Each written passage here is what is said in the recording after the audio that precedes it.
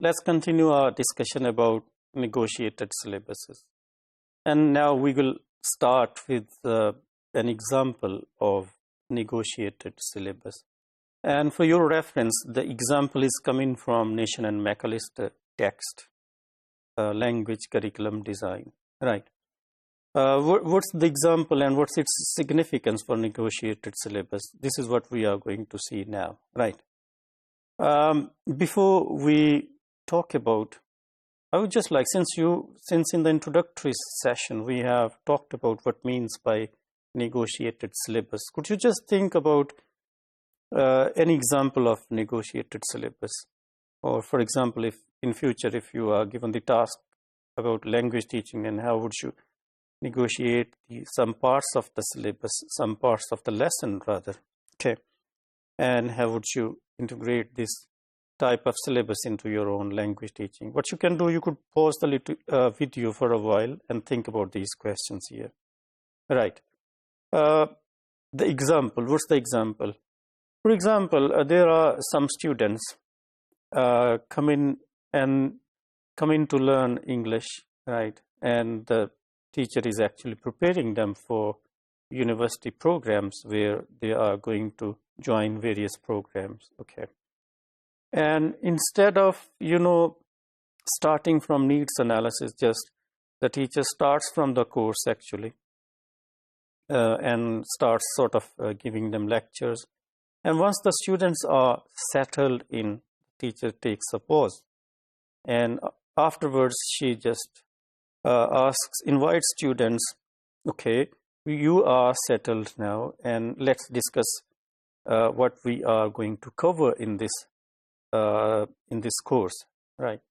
And in this way, students are invited to talk about some of the elements, and this is a clever strategy, because the students could be made aware of what they are going to study, and the students similarly could be made aware of the assessment criteria implied in that particular course, right? So this is how, through mutual discussion, through mutual negotiation, everybody puts their cards on the table, and this is how the course actually takes its further shape. And in this particular context, the teacher may not have a particular textbook to follow. There is no constraint. Rather, the teacher is a bit independent to make decisions, and the results are that the students, feel comfortable. They sort of feel responsible beings who are taken on board, and their say is actually taken seriously by the teacher, right?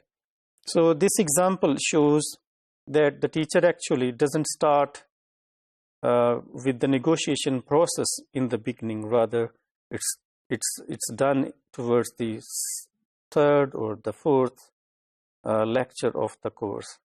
And the reason why the example I've given is it helps the teacher to come to know about diverse backgrounds of the students, and their nationalities, their cultural, religious, social backgrounds, and why they are studying, right? So this example has some reasons. This will let the teacher know about the reasons why students are there, right?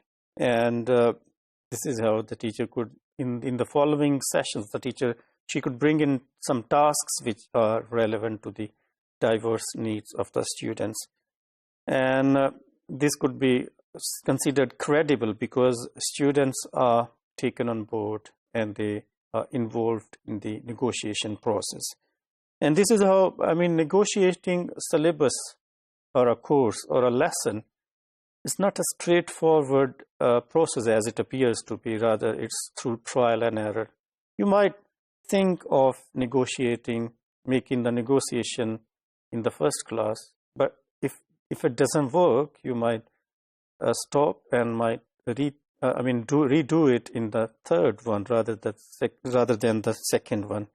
So there are some negotiable items and there are some non-negotiable items. This is what we will continue to discuss in the following modules.